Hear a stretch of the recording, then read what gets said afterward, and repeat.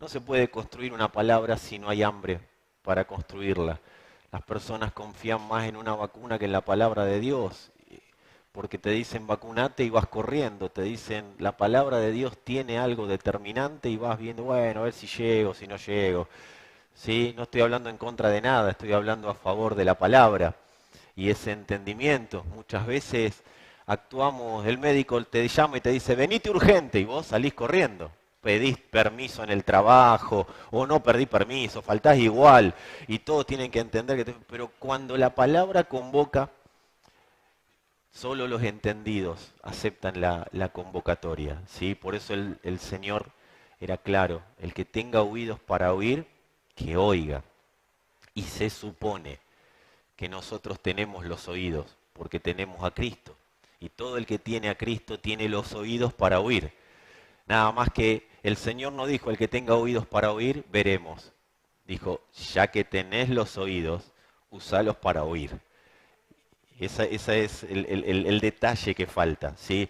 Tener a Cristo no significa nada más que haber sido salvados de una vana manera de vivir, pero vivir a Cristo demanda una gestión. Por eso oír es una gestión y accionar es otra gestión. O sea que no ves que uno oye, acciona y ahí es donde la palabra empieza a ser una realidad. Si no, es mero conocimiento, es mera información que recibimos, es una comunicación. Que lo que damos desde acá, sea un comunicado o sea una palabra, no depende del que está de este lado, depende del receptor. Depende muchísimo del recipiente. Así que yo creo que ustedes son el recipiente que hoy tiene la palabra para expandirse, para explayarse. Se supone que no debería unirnos lo bueno que son los líderes, lo macanudo que es el pastor, lo chistoso. No, la macanuda la pastora, el pastor es bastante agrio. Se supone que no nos une el nombre de un auditorio, no nos une una palabra que así, como que estoy más o menos de acuerdo con lo que se habla, pero no nos debería unir que estemos de acuerdo en más o menos de acuerdo, no nos debería unir eso. A nosotros los que nos debería unir es que nos absorba la misma palabra. Nosotros no estamos buscando personas que estén de acuerdo con nosotros. Estamos buscando que la palabra absorba a todos los que escuchan la palabra.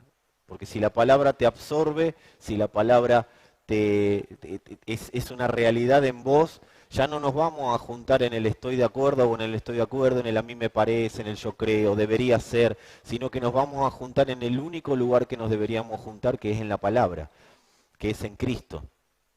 Pero si no nos absorbió la misma palabra, y esto aplíquenlo a cualquier vínculo de la vida, si no nos absorbe la misma palabra, amados, amados esposas, amados esposos, amados que se están congregando, amados hijos, amados padres, si no nos absorbió la misma palabra, el vínculo que tenemos, quiero decirles que tiene los días contados.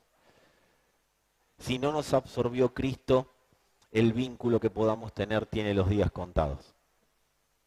No hay manera de sostener un vínculo espiritual en el tiempo si no estamos absorbidos por lo mismo. Si nos absorbió Cristo, si nos absorbió la palabra de Dios, eso va a hacer que nuestro vínculo siga eternamente. Si no nos absorbió la misma palabra, en algún momento nuestros caminos van a ser diferentes.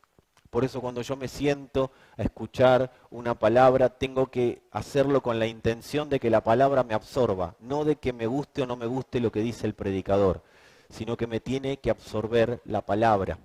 Si me absorbe la palabra, voy a empezar en un proceso de madurez y esa palabra nos va a encontrar madurando a todos juntos, pero en la palabra.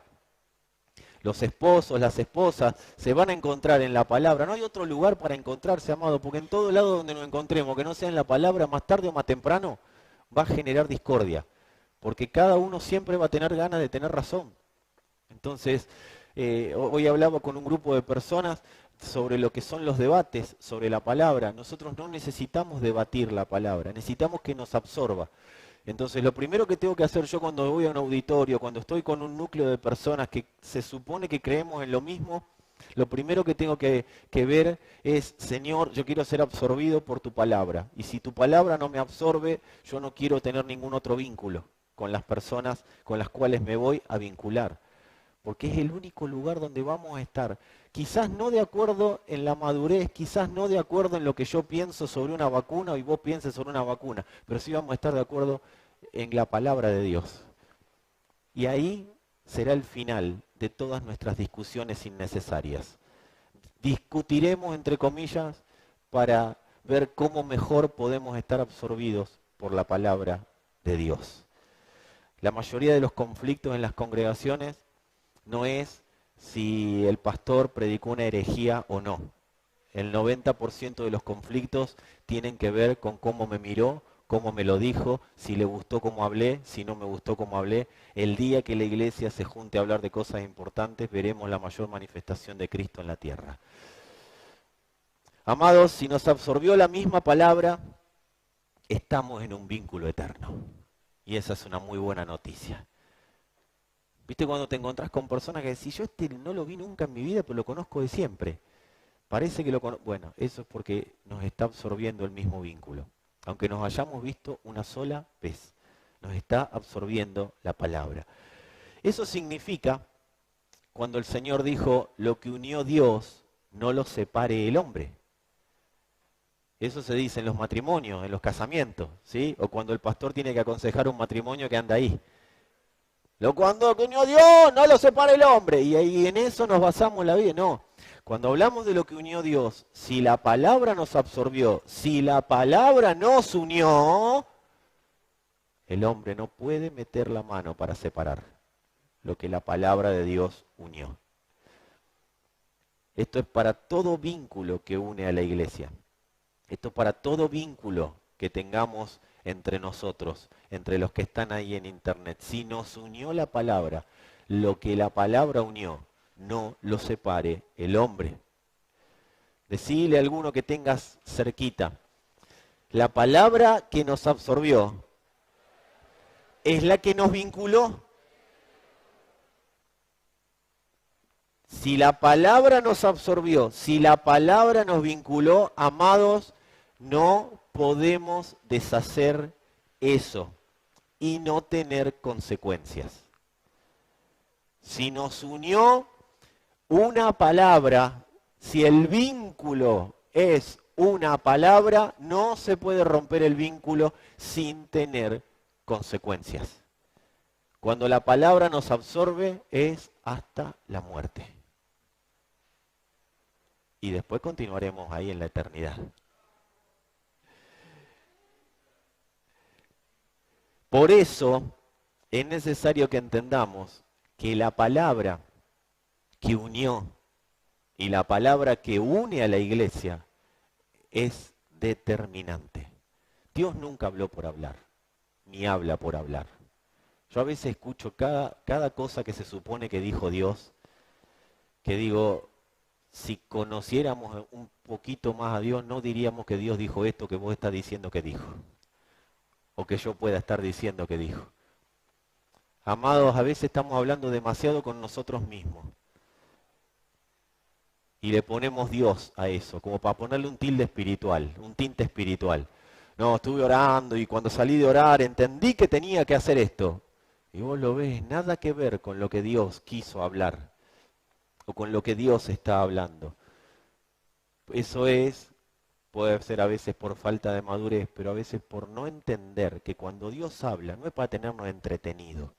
Dios no entretiene. La palabra que unió y une a la iglesia es determinante. Entonces no deberíamos tomar la palabra como algo superficial, como algo irrelevante. Porque cuando Dios habla es determinante, salvo que no tomemos como determinante la palabra que estamos oyendo. Entonces ahí, si yo la quiero tomar como irrelevante, está muy bien.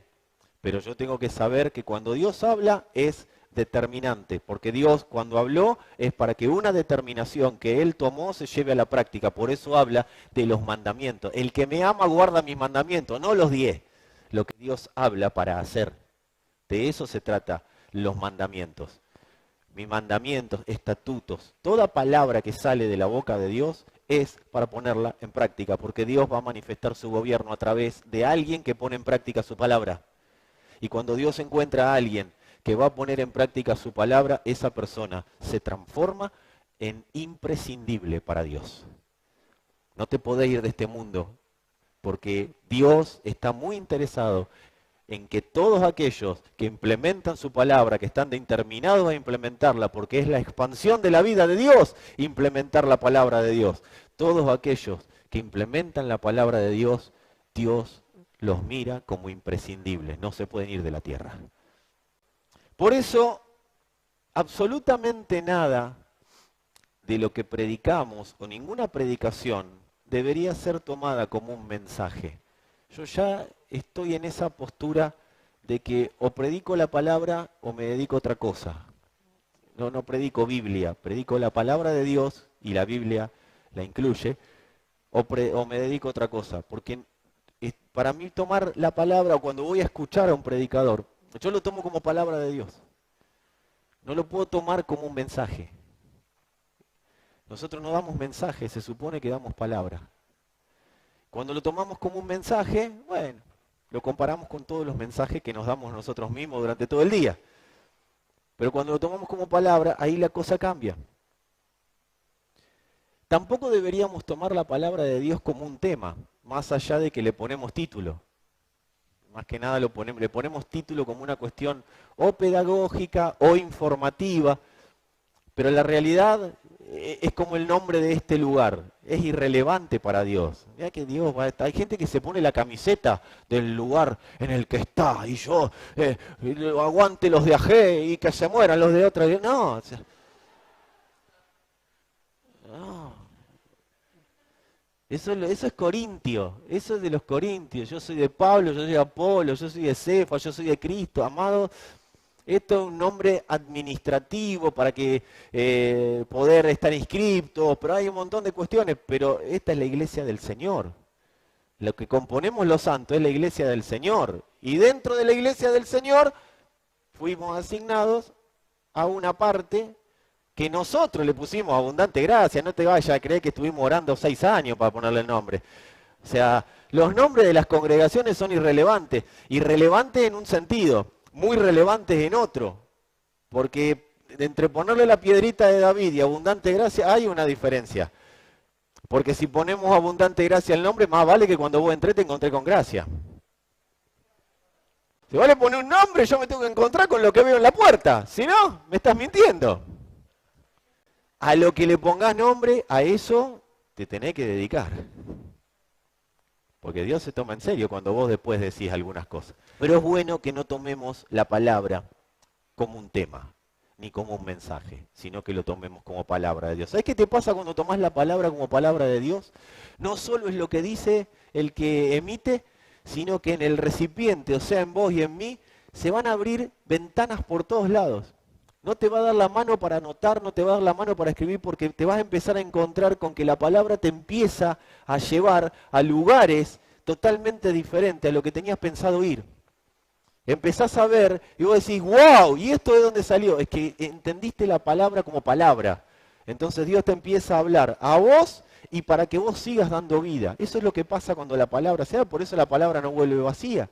La palabra produce, la palabra reproduce. La palabra empieza a abrir todas ventanas y vos decís, pero si esto no lo predicó, eso no fue lo que predicó. Pero yo recibí otra cosa, pero que tiene que ver con lo que predicó. Se te arma una ensalada en la cabeza que no la va a entender tu mente, pero déjalo que lo organice el Espíritu porque vas a saber para dónde ir.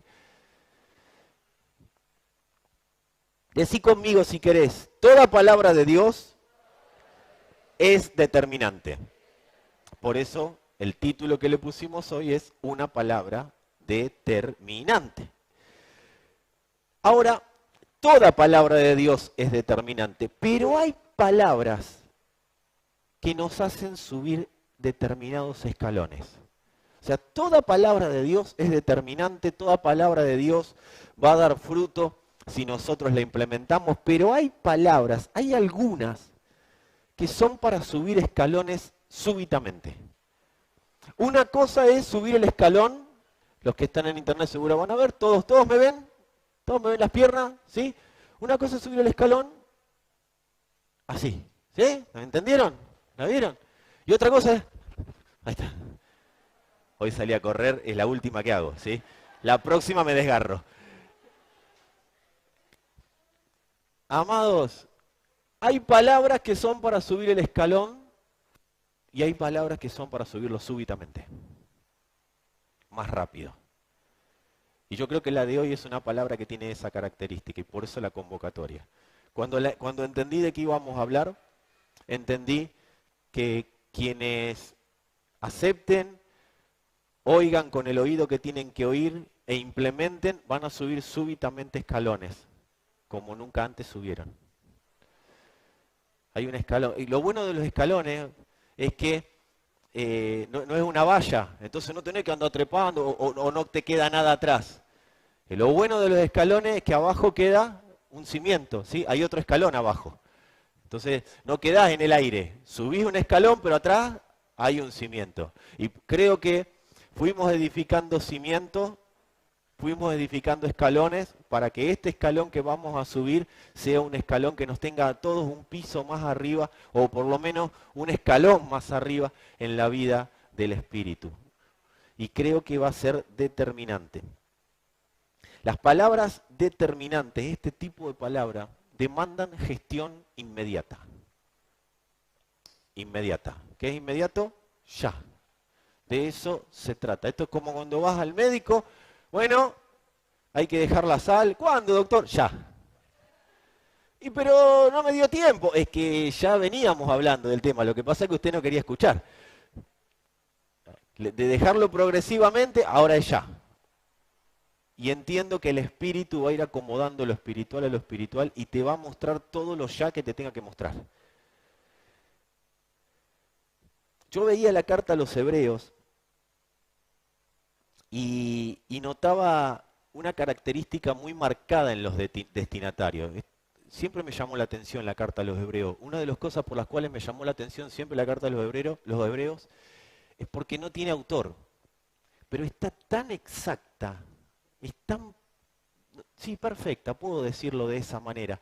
Está tan bien puesta en el lugar que tiene que estar, bien ubicada, y la manera de escribirla, que siempre me llamó la atención. Pero en estos últimos tiempos me llamó más la atención la carta a los Hebreos. Y veía una característica muy marcada en los destinatarios en los últimos días. Y ellos habían perdido, los destinatarios de la carta a los Hebreos, que eran, si la carta de los Hebreos, ¿qué eran los destinatarios? Bien, vieron que estamos con la inteligencia espiritual, estamos así, ¿eh? Vieron, yo profeticé, dije, se va a activar la inteligencia espiritual. Y se está activando. La carta a los Hebreos estaba dirigida a los Hebreos. Muy bueno. ¿Y los Efesios? Bien, vamos todavía. Pero estos muchachos, o estas muchachos, muchachas, esta gente, había perdido algo extremadamente importante y por eso el escritor se lo tiene que marcar a cada rato. Y era la habitación actual de Dios. Los hebreos habían perdido la habitación actual de Dios. Por lo tanto, gestionaban mal su vida. Toda persona que pierde la habitación actual de Dios, ¿dónde habita Dios? La carta a los Hebreos lo deja claro, en su palabra. Entonces, toda persona que pierde la habitación actual de Dios, lo que Dios hoy, es donde Dios está hoy posicionado. Dios, pero Dios está en el trono. Síganme en el razonamiento.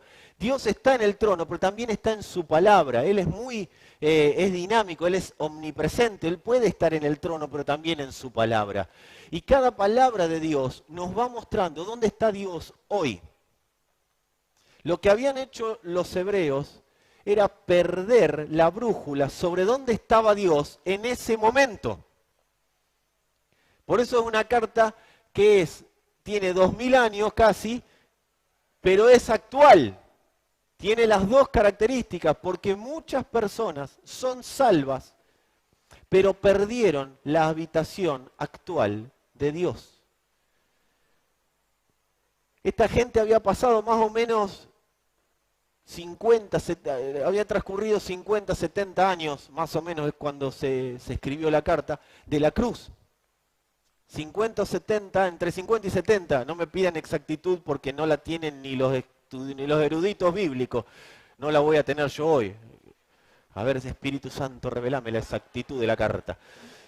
Aparte no debe ser relevante porque si no Dios no lo hubiera revelado, pero la verdad que... Pero más o menos, entre 50 y 70 años de la cruz es cuando ellos reciben la carta.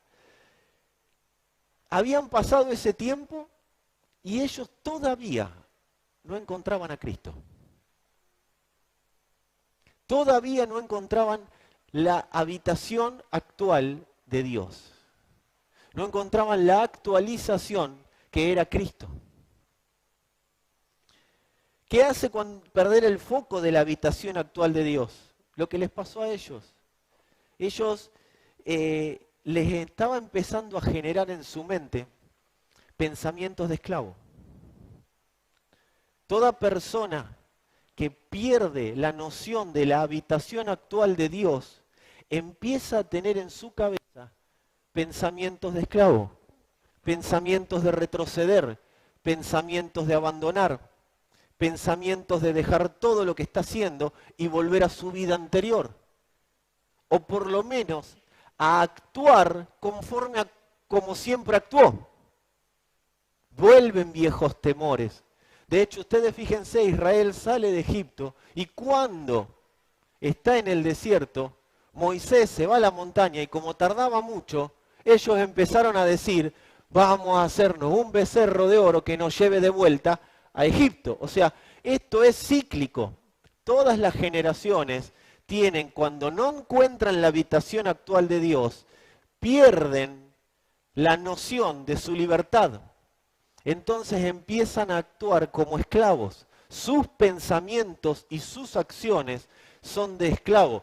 Hablan de Dios, dicen conocer a Dios, pero su manera de vivirlo es esclavitud. Y esto es por no tener noción de la actualidad, de dónde está Dios. Algunas características, la persona es una persona que se hace temerosa, genera incertidumbre, no saber dónde está Dios hoy, genera incertidumbre sobre el futuro, sobre lo que va a pasar, sobre lo que está ocurriendo y ahora cómo hacemos, porque no sé dónde está Dios. Deseos de retroceder, deseos de abandonar la fe, todas estas cosas, si ustedes leen la carta a los Hebreos completa, cosa que confío en que lo van a hacer antes de que termine el 2032, lo van a ver en las características de esta gente. Necesidad de volver a lo conocido, temor, incertidumbre. ¿Qué será de nosotros? Ellos habían entrado en un proceso de incertidumbre porque si ellos hablaban del Señor, claro, ¿cuándo tenés fortaleza para hablar del Señor? Cuando vos realmente sabés dónde está Él. Por eso una de las cosas que tenemos que confirmar, reafirmar y de reafirmar en estos tiempos es nuestra conversión. ¿Cómo fue nuestra conversión? Porque si nuestra conversión fue en un Dios que solamente es proveedor o sanador, para nosotros Dios está ahí. No evolucionó nada en nosotros. Un Dios que me amó y me perdonó y quedó. No evolucionó. Entonces tenemos que tener esas definiciones en nosotros, porque constantemente el Señor se revela, se reveló y se sigue revelando. El Señor le dijo al apóstol Pablo, de las cosas que me aparecí y de las que me apareceré. No es que Dios cambia, pero se va renovando en nosotros, va renovando en nosotros el entendimiento de Él. Nadie puede decir que conoce completo al Señor. Pero el hecho de saber dónde habita hoy, a mí me da un entendimiento de lo que Dios hoy está hablando. Entonces yo tengo certeza. Estas personas no tenían certeza porque ellos no habían perdido la brújula. Se les escapó el GPS, se les escapó la tortuga. No sabían exactamente dónde Dios estaba ubicado. Y era necesario volverlos a traer.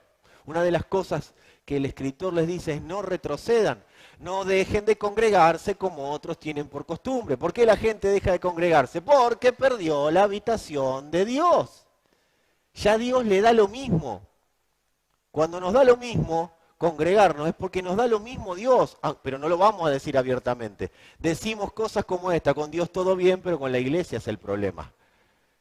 Y no, amado, que haya tenido 1, 2, 10 malas experiencias con congregaciones no implica que yo deje de congregarme con mis hermanos, porque yo con Dios tengo un vínculo eterno y Dios me dijo que el vínculo que tengo con Él también lo tengo que tener con mis hermanos, porque Él es como iglesia, como se va a manifestar en la tierra. El escritor, con toda paciencia, porque si ustedes ven cómo les habla, yo oro para que el Padre me permita experimentar esa paciencia. Pero con esa paciencia, ¿sí? Pero recuerden, también bien les dijo a los hebreos, Dios es fuego consumidor. O sea que su paciencia, ¿sí? No se lo dijo a la iglesia de Éfeso, se lo dijo a los hebreos. O sea que no aplaudan tanto con el tema de la paciencia, ¿sí? Amado, el escritor con toda paciencia les hace una muy marcada, era muy exacta la referencia sobre dónde estaba Dios. Arranca diciéndole que Cristo era superior a los ángeles, arranca con todo un detalle, y a medida que van pasando el momento de la carta, no puedo decir los capítulos porque él no escribió capítulos, el escritor, pero sí, a medida que va trascendiendo la carta, él les va dando detalles, les va haciendo el mapa de dónde está Dios realmente. Entre eso les recuerda la palabra del mismo Señor, cuando dice, quita lo primero para establecer esto último, ¿sí? O sea, quita la condenación, quita todo lo que estaba escrito en la ley para establecerme a mí, porque he venido, Dios, para hacer tu voluntad, dijo el Señor Jesucristo. Entonces, quita lo primero para establecer esto último, para establecer la morada tuya acá. Entonces el escritor se los dice, y se los dice más de una vez. Es de las cartas en las que más hace referencia al nuevo pacto, desde el punto de vista de lo que es el nuevo pacto. ¿Por qué? Porque les avisa, el nuevo pacto está acá. Acá está Dios, en el nuevo pacto. Es a los que más les dijo que no retrocedan. Y en la carta a los Hebreos, llegado el capítulo 11, nos encontramos con los que ustedes escucharon muchas veces hablar, que son los famosos héroes de la fe. Y habla de la habitación de Dios en la que estaban ellos. ¿Cuál era la habitación de Dios en la que estaban ellos? La fe. Y les empieza a decir, es por la fe, es por la fe, es por la fe, amados, por la fe. En sí mismo, cualquiera puede hacer lo que se proponga. Cualquier persona a quien Dios le da una visión puede hacer lo que se proponga.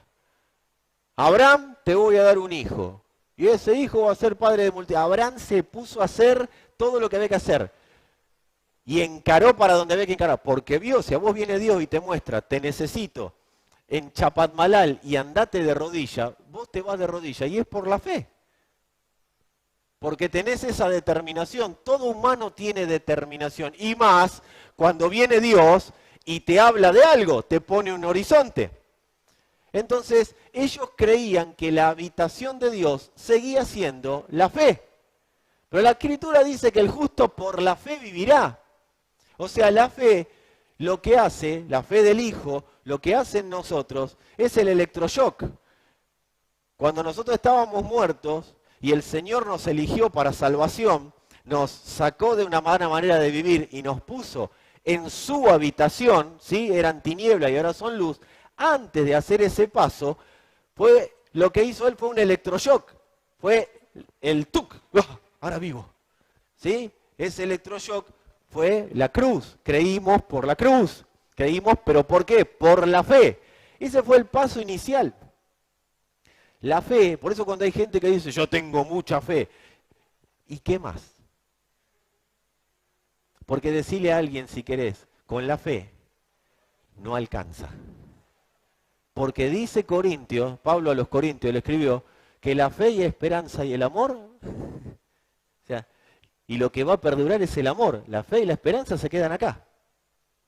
Porque cuando tengamos lo prometido, que es una comunión eterna con Dios a través de Cristo, amado, se terminó la fe si ya lo tenés. O sea, yo no puedo tener fe en lo que veo, sería un necio. Tengo fe que vamos a tener una cámara. No puedo tener fe para lo que veo. La fe es para lo que no veo. Una vez que lo vi, ya está, se terminó la fe. O sea, la fe no es la habitación de Dios. Hermano, tenga fe. No, amado. Porque muchas de las cosas que nos pasan son por causa de creer que tenemos o no tenemos o que deberíamos tener más o menos fe.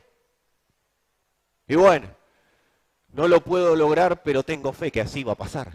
Eso no lo dijo nadie acá. Decí conmigo si querés, la fe es el camino, es la puerta, pero ¿hacia dónde? Gracias por preguntar. La fe es el camino, la fe es la puerta, pero ¿hacia dónde?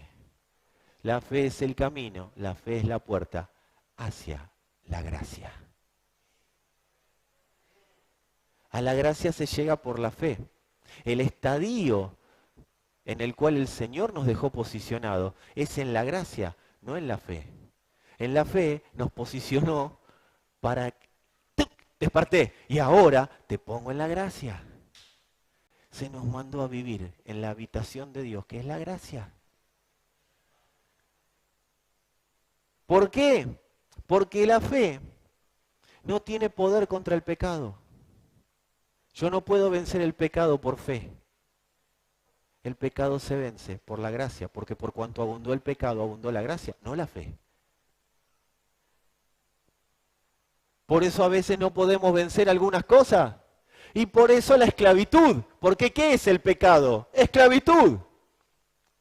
Nosotros necesitamos vivir en la habitación llamada gracia, no en la habitación llamada fe, que viene con el combo. Si yo vivo en la gracia, ya viví en la fe y estoy en la fe. Es como decir, entré a este lugar, la puerta sigue estando, que es la fe. No se va a mover de ahí. Y todos los que quieran entrar van a entrar. Pero yo ya estoy en el auditorio. Yo necesito vivir en esa gracia, conocer más esa gracia, entender más esa gracia. Lo que voy a exportar no es fe, es gracia. Lo que vence al mundo, lo que lo venció fue la fe del Hijo, pero nosotros vencemos la esclavitud del mundo a través de la gracia. Decí conmigo si querés, la gracia desactiva el poder del pecado. Eso es lo que hace la gracia, desactiva el poder del pecado. Lo interesante es que no solo lo desactiva en mí, lo desactiva en todo lo que yo rodeo con esa gracia. Porque donde exporto gracia, exporto libertad. ¿Y cómo se manifiesta esta gracia? Cada vez que nosotros negamos los deseos del cuerpo, el cuerpo nos va a pedir siempre pecar. Pero no estoy hablando solamente de ese pecadito, o ese no tiene hito los pecados, pero de ese pecado que tanto te atormenta. Quiero decir algo, una cosa es lo que tenés en la cabeza y otra cosa es lo que haces. Con esto vamos a pelear porque hay una simiente, hay una naturaleza ahí que va a molestar constantemente. El tema no es que esté, por eso el Señor dijo, aquel que miró a una mujer para codiciarla ya adulteró con ella en el corazón. Ahí todavía no está el pecado manifiesto. Ahí todavía es como cuando el Señor le dijo a Caín, si hiciste bien está todo bárbaro, pero si no el pecado está a la puerta, ya lo tenés en la cabeza para llevarlo a la práctica. Entonces, si yo determino no consumar el pecado, automáticamente estoy negando. ¿Y qué estoy haciendo? Y estoy golpeándome. No es que, ¿viste cuando de la Escritura, que ahora lo vamos a leer, dice, golpeo mi cuerpo, dice el apóstol Pablo? Y los que lo toman literal se dan unos latigazos bárbaros. No, no lo haga, no lo haga, no lo haga. Yo cuando los que, ¿cuántos católicos, ex católicos, por mi culpa, por mi grandísima culpa? Claro, es decir, Ahora, cada vez que golpeamos el cuerpo, o sea, que nos negamos, lo que estamos haciendo es debilitar, y vas a ver el pecado y lo que estás haciendo cuando te negas de una manera distinta a partir de hoy. Cada vez que vos y yo golpeamos el cuerpo y no le permitimos acceder a sus caprichos, cada vez que nos negamos, amado, lo que estamos haciendo es debilitar el poder del pecado en la tierra. ¿Y qué estamos haciendo cuando se debilita el poder del pecado en la tierra? Estamos manifestando la libertad del Hijo de Dios. Eso es lo que hacen nuestros sufrimientos por causa de Cristo. Los sufrimientos por causa de Cristo, no los sufrimientos porque me metí en una deuda que me metí solo. Estoy sufriendo, tengo fe, no, renunciá a la mala administración. Eso es golpear el cuerpo. Renunciá a comprar de más. Renunciá a vivir como nadie te mandó a vivir. ¿Por qué no me alcanza? Y no te alcanza porque capaz que Dios no te dio tantos recursos. ¿De qué golpear mi cuerpo? Y bueno, si tengo para un Nokia 1100, no me compro una 31. Y pero todos lo tienen. Bueno, que todos lo tengan no significa que vos lo tengas que tener. Cuando tengas los recursos, cuando te administres mejor y tengas los recursos para decime el último, ¿cómo es iPhone? 78, ya llegamos. ¿Cuál? 12. 12. Viste que está el 12 y como quieren inventar 12 Plus, a mitad de año te sacan el 12 Plus Plus y a fin de año el 13, ¿viste? Y así te van. ¿Qué vale? Como $1.000.000 eso, esa porquería, un montón de plata. ¿Para qué te va a enterrar en eso? Cómprate un usado si necesitas hablar por teléfono. Hay cosas que son sufrimientos por causa de lo que yo me meto a sufrir. Y genero esclavitud, o sea, es agarrar la puerta de la cárcel, abrirla, meterme adentro, cerrarla y tirar la llave.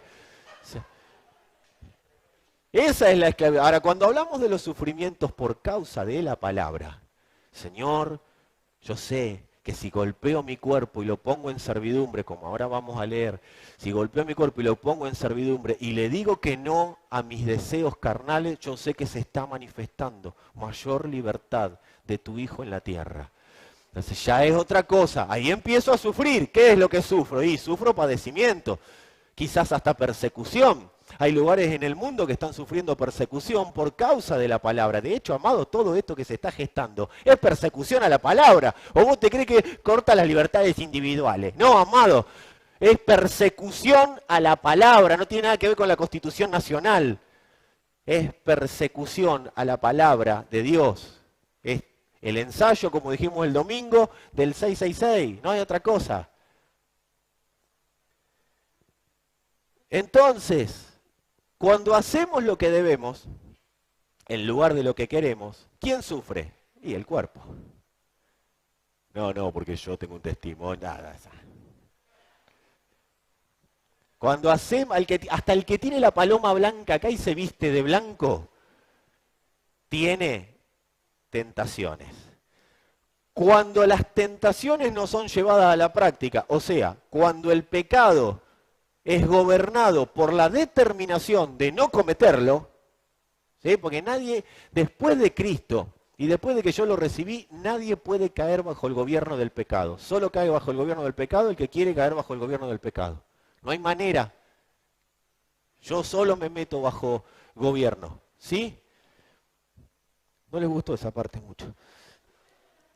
Cuando hacemos lo que debemos, sufre el cuerpo. Pero ¿sabés lo que está pasando? Empieza a abundar la gracia. La gracia empieza a abundar. Entonces la primera vez me va a costar, la segunda me va a costar, la tercera menos. Y ya la gracia empieza a tomar su lugar. Porque la presión para que yo no manifieste, no se trata de que yo sea un pecador, se trata de que la gracia no se manifieste. Así que no te sientas tan mal con el diablo porque no es con vos el asunto. El tema es que la gracia que está en vos no se manifieste. Porque cuanto más demore la manifestación de la gracia, más se demora la expresión del propósito eterno de Dios. Y más esa libertad. ¿Sabés que la creación está orando para que los hijos de Dios le lleven la gracia? Dice, la creación gime a una, aguardando la manifestación de lo que pasa es que no saben que están orando. Pero con sus gritos, con sus manifestaciones, están pidiendo por los hijos de Dios que les lleven la gracia. Hay personas que no saben cómo decirlo y lo dicen enojadas, lo dicen con violencia, pero lo que están haciendo es esperando esa gracia que vos y yo tenemos para llevar. Cada vez que le decimos que no al pecado, estamos liberando un poquito más a la creación. Primera de Corintios 9, 26 y 27, dice el apóstol Pablo. Así que yo de esta manera corro, no como a la aventura, de esta manera peleo, no como quien golpea al aire, sino que golpeo mi cuerpo y lo pongo en servidumbre. No sea que habiendo sido heraldo para otros, yo mismo venga a ser eliminado. Pablo está siendo clarísimo, yo golpeo mi cuerpo y lo pongo en servidumbre. ¿De quién? De los demás. Cuando golpeo mi cuerpo, lo pongo en servidumbre de los demás. ¿En qué? Vení, hermanito, yo te voy a servir, te voy a aconsejar, te voy a decir... No, eso es parte, eso es una parte ínfima del servicio. Yo sirvo sin que los demás sepan que los estoy sirviendo cuando le digo que no al pecado en mí. Pablo está diciendo, debilito el pecado y sirvo a esta generación, haciendo abundar el único poder contra el pecado, que es la gracia. No hay manera de solucionar un problema de pecado si no es por la gracia de Dios. Pero no es una gracia, ya vendrá la gracia del Señor. No, no, es una gracia que se gestiona. Es una gracia que ante el no aparece.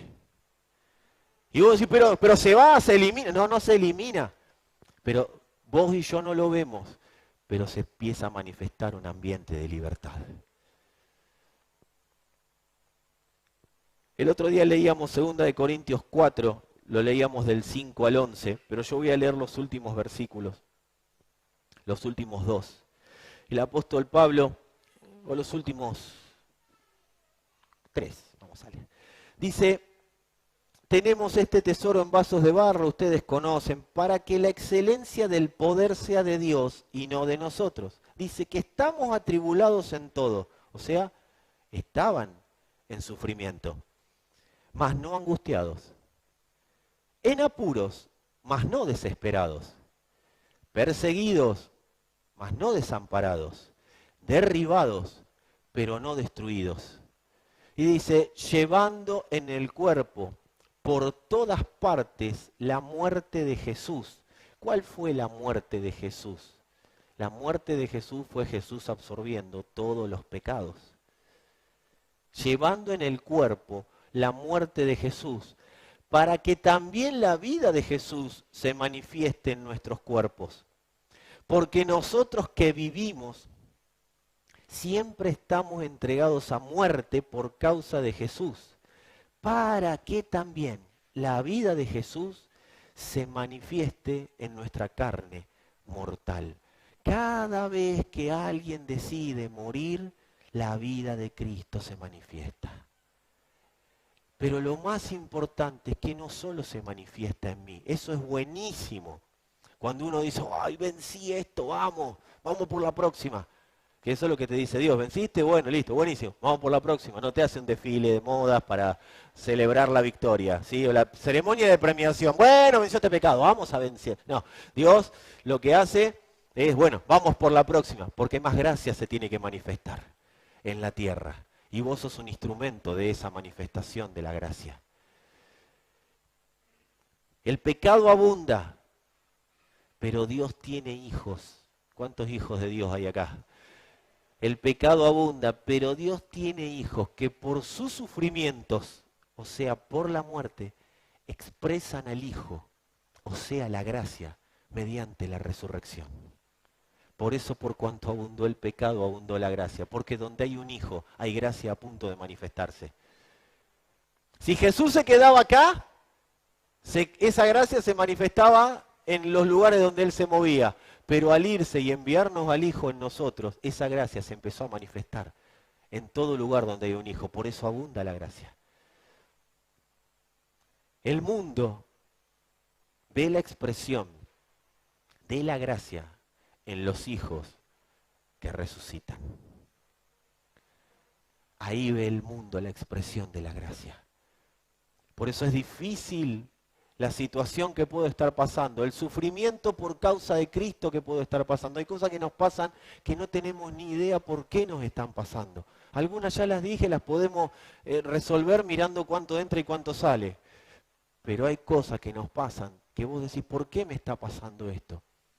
Porque hay sufrimientos que son parte del proceso que va a dejar en este mundo una mayor medida de gracia. Hace poco alguien me preguntó, ¿era necesario que le peguen tanto a Jesús? ¿Que sufra tanto? ¿Nunca te lo preguntaste? Jesús fue golpeado y el Padre lo permitió y Él se dejó golpear.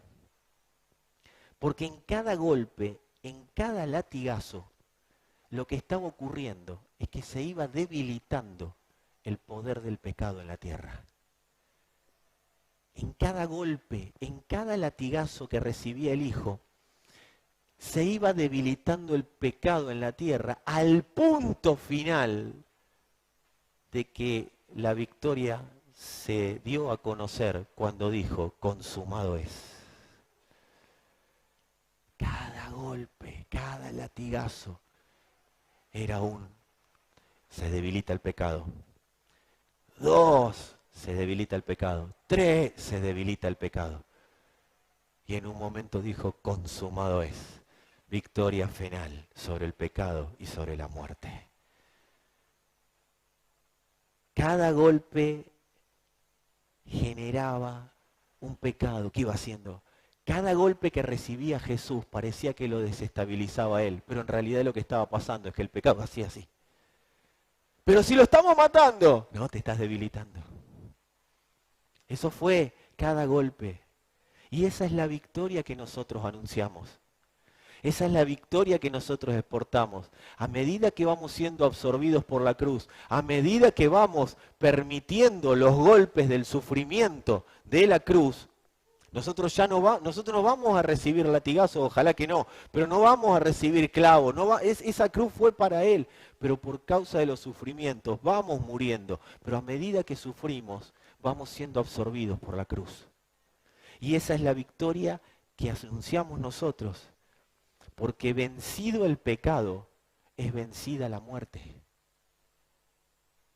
Al vencer al pecado, venció a la muerte, porque cuando Cristo venció al pecado, el hombre volvió a ser eterno. El hombre no era eterno, se lo había puesto en una cajita. Pero cuando Él vence al pecado, cuando dijo consumado es, el hombre pasó a ser eterno. Entonces venció al pecado y venció a la muerte. Y esa es la victoria que nosotros proclamamos cada vez que le decimos que no al cuerpo y que sí a la vida de Dios. Pero no es que la proclamamos a los gritos, se nota en el ambiente en el que estamos viviendo. Se empieza a notar, se empieza a acercar. Por eso todo el bombardeo que vos y yo recibimos es para que no veamos eso que se nos mandó a anunciar. Por eso el Espíritu dice, hoy es una palabra determinante. Cada golpe a Jesús, desde la mirada terrenal, lo estaba debilitando. Si vos y yo hubiéramos estado en la cruz, mirando o antes los acontecimientos anteriores, cuando lo llevan preso y demás, cada golpe a Jesús, nosotros hubiéramos dicho, mirá, lo están debilitando, qué débil que está. De hecho, cuando quiso cargar el madero lo tuvieron que ayudar, porque ya estaba recontra débil. Pero esa es desde nuestra mirada. Desde la mirada eterna, desde la celestial, desde la mirada del propósito eterno, cada golpe a Jesús fortalecía a Cristo y debilitaba el pecado. Si nosotros hubiéramos estado, hubiéramos dicho, qué débil. Y el Señor nos hubiera dicho, diga el débil, fuerte soy.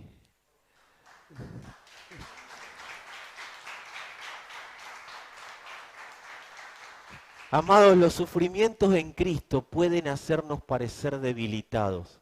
¿Cuántos tuvieron a esos familiares que te dicen, y encima vas a la iglesia con todo lo que te pasa?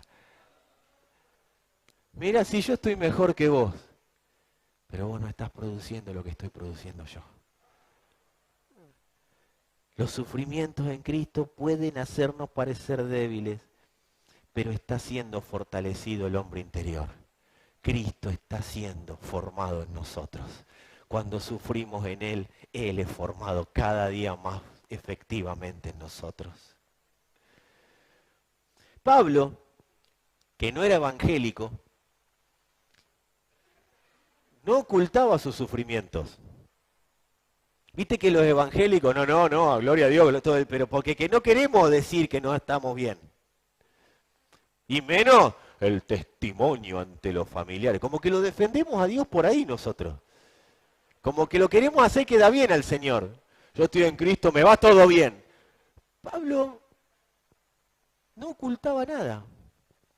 Por eso dice ahí en los versos 8 y 9, perseguidos, mas no desamparados. O sea, soy perseguido. No estoy ocultando que me están persiguiendo. Digo, estoy angustiado, estoy atribulado, o sea, tengo muchas presiones, pero la verdad no estoy angustiado. Me derribaron, me tiraron, pero no estoy destruido. De hecho, hasta contó que le habían dado 40 latigazos, perdón, 39, porque dijo 40 menos 1, no sé por qué lo pusieron así, pero era 39 latigazos. O sea, él no ocultaba sus sufrimientos. Él era muy claro, muy específico. ¿Por qué? Porque sabía que en esos sufrimientos estaba dándole gloria al Padre. Si él ocultaba, no le daba gloria a Dios. Esto no es para que te vayas y le diga a todo el mundo, no sabes, estoy re mal. No, amado, es para que entienda que si por causa del Señor estás sufriendo, Cristo se está formando. Y ese que te está, a vos y a mí, o a vos o a mí, vituperando, que te está criticando, que está diciendo de vos y encima vas a la iglesia con todo lo que te está pasando, ese lo que no sabe es que con todo lo que te está pasando, vos lo estás liberando. Vos estás generando libertad en Él. Por eso Dios se glorifica en nuestro sufrimiento. Por eso el apóstol Pablo dice, tranquilo, los mismos padecimientos, el apóstol Pedro, perdón, dice, tranquilo, los mismos padecimientos que están viviendo ustedes, lo están viviendo todos los hermanos alrededor del mundo. Tranquilo, pero estén firmes. No dice tengan fe, dice estén firmes en la gracia. No lo dice Pedro, dice estén firmes, tranquilos, estén en la posición en la cual Dios los puso. Pasaron la puerta de la fe, ahora están en la puerta de la gracia. El sufrimiento, amado, de los hijos, cuando lo entendemos, le va quitando esclavitud a la tierra. La tierra va siendo cada día más libre. Las personas que nos rodean van siendo cada día más libres. Esa es la principal diferencia con la psicología emocional, con el coaching, ahora que está tan de moda. Esa es la principal diferencia, porque estas disciplinas, está bien lo que te dicen, y algunas hasta parecen iglesia. Vos ves un coach y parece un predicador. ¿Cuál es la diferencia?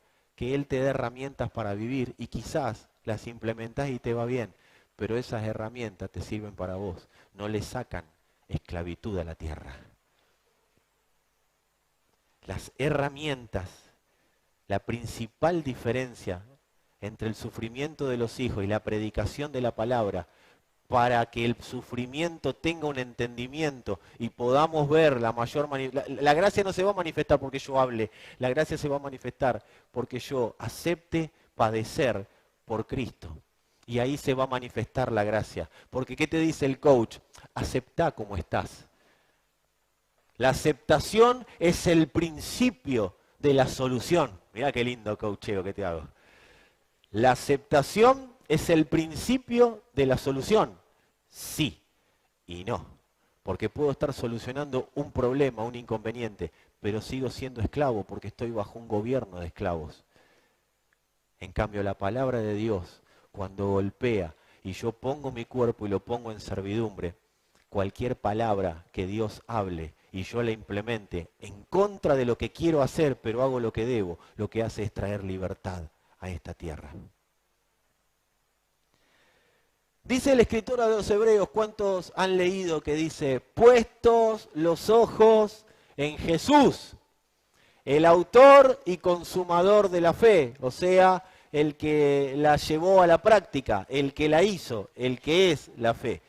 ¿Y cuántas veces hemos dicho, bueno, no ando bien, pero miro a Jesús? Hasta cuadros debes tener en tu casa. Poné los ojos en Jesús, poné la mirada en Dios. No lo dice la Biblia, pero nosotros lo tenemos como que lo dice la Biblia. Porque acá dice, puesto, ¿cuánto dijeron alguna vez? Poné la mirada en Dios. No mires al hombre, míralo a Dios. Esa la dijimos todos. Y nos la dijeron a todos. Puestos los ojos en Jesús. ¿Qué significa eso? ¿Qué le dice el escritor a los Hebreos? Le dice, cuando le diga, puestos los ojos en Jesús, el autor y consumador de la fe. ¿Qué le está diciendo? Miren lo que hizo Jesús. ¿No es que? Porque hoy si tenés que poner los ojos en Jesús, tenés que mirar para adentro y no se puede, salvo que te hagas una tomografía. Y el espíritu no sale. Llega hasta el cuerpito, el alma tampoco sale. Puestos los ojos en Jesús es, miren lo que hizo Jesús. Padeció hasta la muerte para hacerse indestructible. Eso es poner los ojos en Jesús. Porque no puedo sacar de contexto toda la escritura a los hebreos. Porque a mí se me ocurre tener un solo versículo que me ayude a darle consuelo a un hermano y decir, bueno, mirá Jesús. Vean lo que hizo Jesús. Padeció hasta la muerte. ¿Para qué? Para transformarse en indestructible, para transformarse en libertador. Y lo que Jesús toca, lo que Cristo hoy toca, es libre. Amado, a un vivo se lo puede matar. ¿Cuántos lo saben? ¿Cuántos saben que se puede matar un vivo? Hay algunos vivos que dan ganas de mandarlo antes de tiempo, ¿o no? Sí.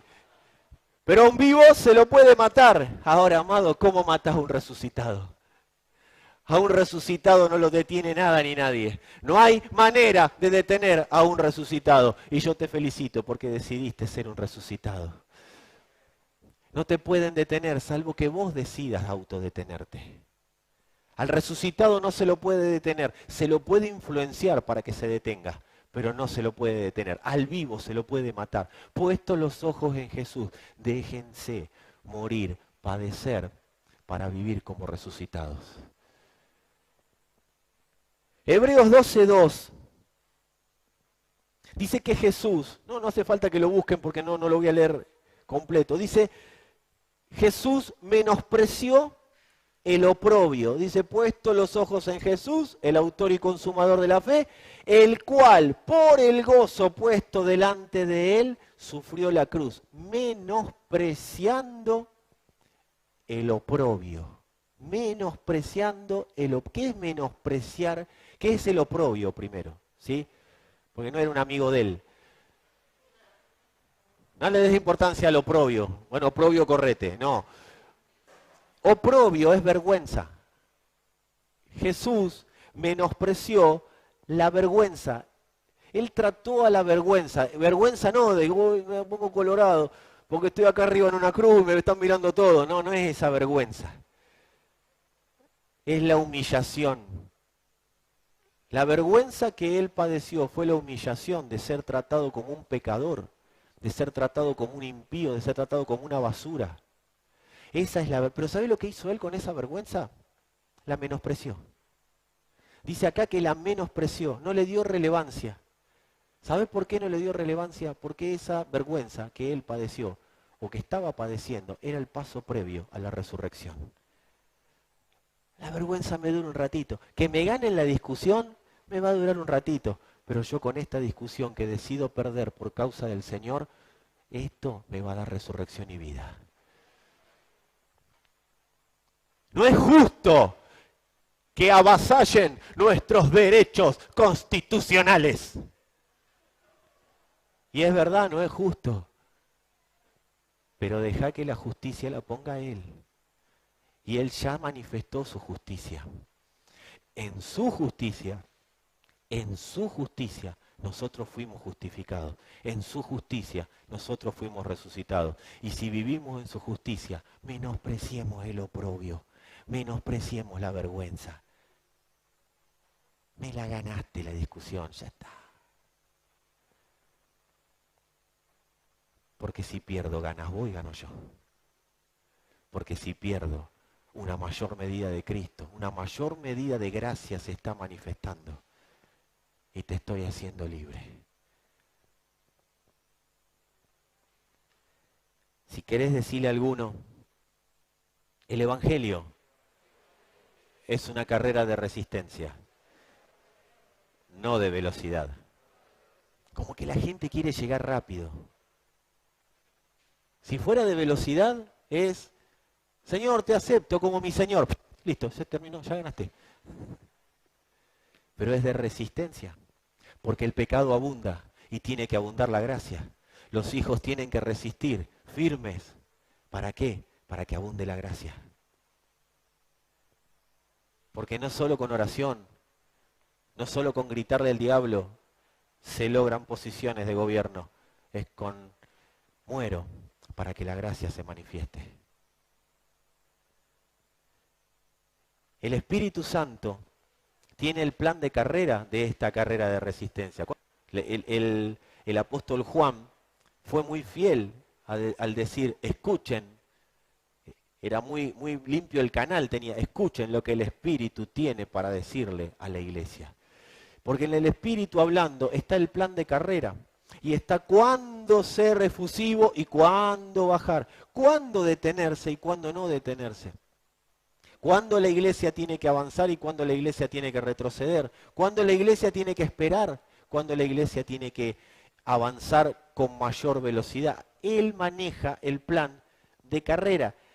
Y en ese plan está la velocidad promedio a la cual tiene que correr cada generación. Cada generación tiene una velocidad para la cual tiene que ir. Y ahí es cuando la palabra empieza a entenderse. Ahora, esta velocidad promedio se empieza a dar a conocer a medida que vamos negando lo que el cuerpo quiere, porque el cuerpo tiene otra velocidad. Aún en las congregaciones, el cuerpo quiere hacer lo que quiere en todo lugar donde se mueva. Porque el cuerpo está acostumbrado a que le suplan los caprichos. Y si no le suplen los caprichos, se enoja el cuerpo. Pero cuando el cuerpo empieza a dejar de pensar en caprichos y empieza a vivir la vida del Espíritu, el cuerpo empieza a experimentar la libertad de la que está encerrado. Está encerrado en esclavitud y empieza a experimentar libertad. ¿No te pasa que por haber obedecido algún día una palabra, tu cabeza se despejó? Y no tuvo que venir un ministro a decirte, ¡diablo fuera, diablo fuera! No te tuvieron que... Se te despejó el entendimiento. Eso es porque empieza a ser liberado el cuerpo de la corrupción, de la esclavitud, del pecado. Y es cuando el Espíritu habla. Por eso cuando hay una palabra determinante, ahí es cuando el Señor está diciendo, gestionala. Porque vas a empezar a vivir cada día más libre y vas a exportar cada día más libertad.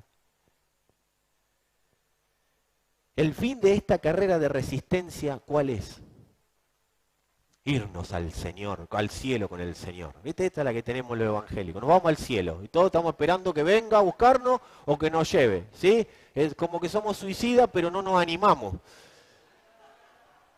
Entonces que nos mate el Señor de esa manera. Si fuera tan fácil ya estaríamos allá. Pero no, porque esta carrera de resistencia tiene un fin. Y ese fin es la expresión de la gracia a través de la iglesia. La gracia es la sustancia que pega al hombre, a Dios. Eso es la gracia. ¿Y para qué lo pega al hombre a Dios? Para volverlo a su diseño original. La única manera de estar viviendo en el diseño original es estando pegados al Señor. Y eso es lo que hace la gracia. Por eso se pegó a nuestro espíritu. Él de su propia voluntad decidió ser uno con nosotros, para que a través de eso el alma empiece a ver de qué se trata esto del diseño original y se lo empiece a manifestar al cuerpo. Esto es todo uno, no es que, bueno, paso uno espíritu, paso dos. A medida que vamos muriendo, ese diseño original se va haciendo realidad. ¿Y cuál es el fin de ese diseño original? Una mayor expresión de gracia, una mayor libertad en la tierra.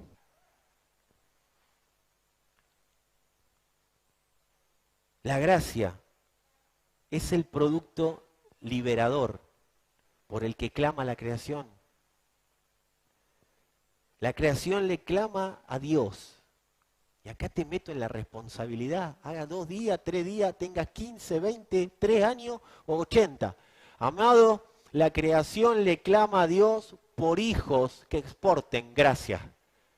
Y ahí cuando el Señor dijo, los campos están blancos para la cosecha, Señor, al Padre le dijo, envía obreros a la mies, pero ahí no los podía mandar. ¿Cuándo los iba a mandar? Cuando pase la cruz, se imparta en nosotros. Y esa medida de gracia, esa oración es respondida a todas las naciones de la tierra. ¿Cómo responde? Hijo, esto no. Ahí empieza la respuesta a la oración. Hijo, esto no. Hijo, esto no. Es tiempo de negar al cuerpo. Negás al cuerpo, la oración empieza a ser respondida porque se empieza a manifestar la gracia. Entonces empezamos a pegar a la gente a Dios. Cuando cantamos absorbidos por la cruz, es alguien que expresa gracia, con alguien antes de vos y yo ser parte del pueblo de Dios, con alguien nos encontramos en algún momento que nos hizo empezar a ser absorbidos por la gracia. Alguien, ni siquiera quizá nos predicó, pero alguien se negó a sí mismo para que vos y yo tengamos la posibilidad de ser pegados a la gracia.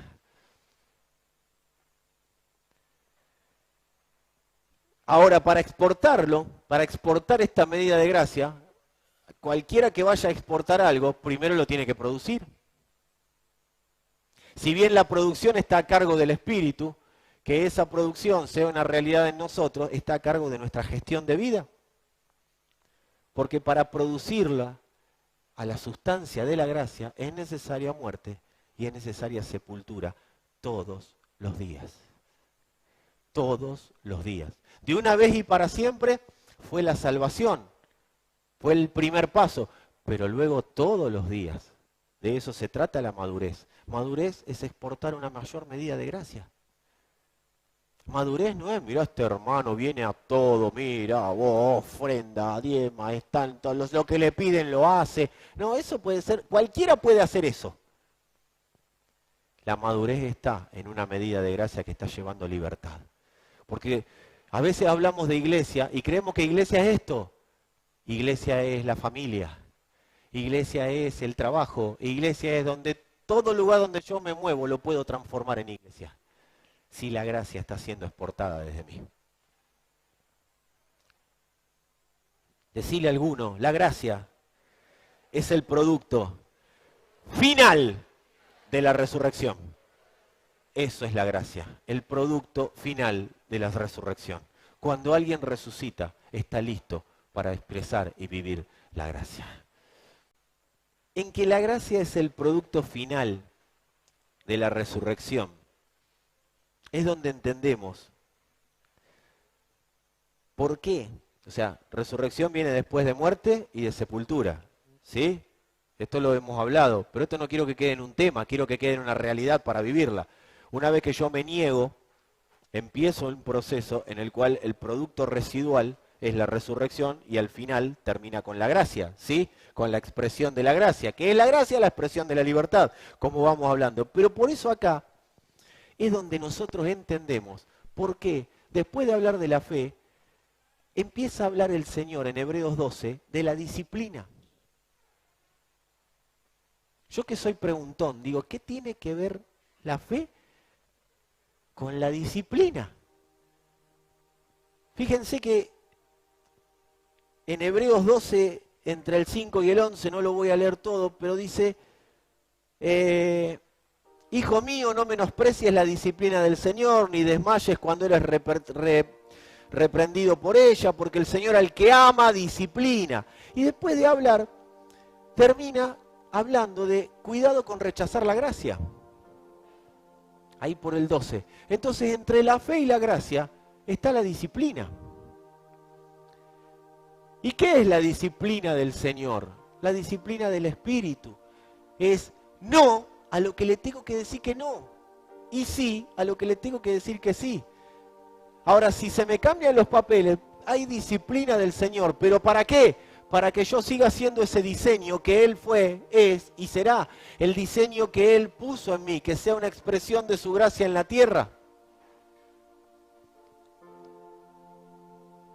La disciplina del Señor es la que conecta la fe con la gracia. Amado, la fe abre los ojos, pero la disciplina del Señor nos deposita más y más en la gracia. La fe nos permite ver, como decíamos hace unos días, nos permite ver esa resurrección, pero la gracia, a través de la disciplina del Señor, es la que nos permite disfrutarlo. Yo creo que el 90% de las personas no pueden disfrutar al Señor porque no conocen su gracia. Cuando la gente se pelea tanto, discute tanto, maladministra tanto su vida, condena tanto a los demás, es porque no conoce la gracia, la habitación actual del Espíritu, la habitación actual de Dios. Necesitamos ser reposicionados, ser entendidos. Quisiera que puedas reflexionar acerca de que los sufrimientos del tiempo presente no son comparados con la gloria venidera, la gloria postrera, la gloria que va a manifestarse en los hijos que se niegan a sí mismos para exportar la gracia del Padre. Amados, la gracia absorbe, la gracia se exporta, pero la gracia llama a los recursos. La gracia llama a recursos físicos, la gracia llama a recursos espirituales, la gracia llama a recursos financieros, la gracia llama. Pero es tiempo de que la iglesia deje de buscar por fe y empiece a vivir por gracia. No es vivo por gracia, porque parece la canción de vivo por ella. Vivo por ella. No es para que cantes que vivo por gracia. Es para que la gracia sea una realidad en mí. Porque acordate, cada vez que la gracia se da a conocer por causa de los sufrimientos de los hijos, esa gracia que se da a conocer está dejando una medida de libertad donde ese hijo se está dando a conocer. El escritor a los hebreos les dice en un momento, no rechacen la gracia. No se vuelvan atrás por los beneficios de esta vida terrenal. Les dice, cuando les dice no retrocedan, era porque ellos estaban volviendo atrás, porque estaban perdiendo privilegios por causa de una vida firme en el Señor. Estaban perdiendo privilegios.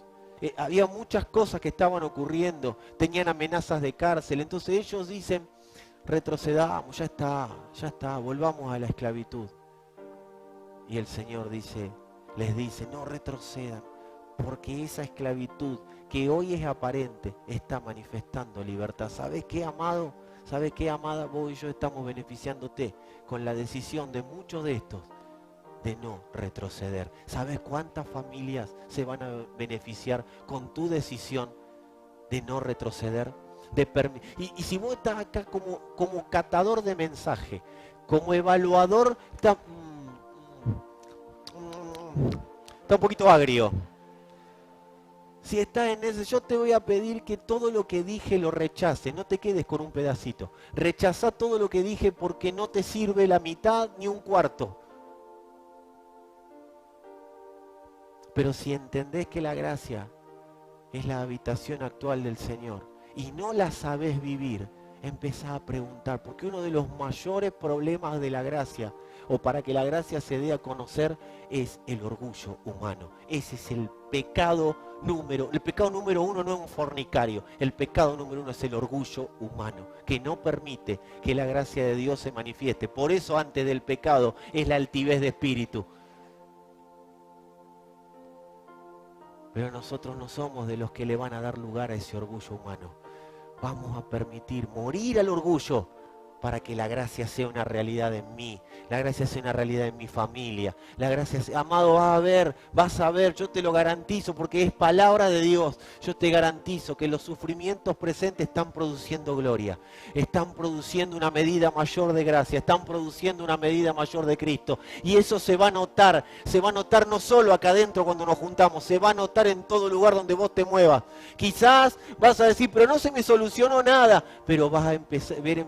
Mira, yo te lo voy a decir en argentino. ¿Cuánto quieren que lo vean en argentino? Vas a ver cómo empiezan a caer muñecos adelante tuyo. ¿Y cuáles son los muñecos? Gente que vos ni te imaginaba que algún día podía llegar a pensar en conocer al Señor, va a caer por el poder de la gracia. Y eso es por una iglesia que se pone el overol y dice, vamos a producir la medida que el Padre determinó. En una medida, aunque sea chiquita, sí, estamos entendiendo por qué a veces pasamos cosas que no deberíamos pasar. Las injusticias que pasamos tienen que ver con una medida de Cristo que se está produciendo, con una medida de gracia, con que hay gente que necesita la medida que Dios depositó en vos. Y no hay otro que se lo pueda llevar, y esa medida se manifiesta a través de los sufrimientos. No es que Dios te manda a sufrir, pero por eso dice, es necesario que a través de muchas tribulaciones entremos al reino de Dios. ¿Y de qué se vive en el reino de Dios? ¿Qué dice? El reino de Dios no es comida ni bebida. En el reino de Dios se vive de la gracia, por la gracia y para la gracia.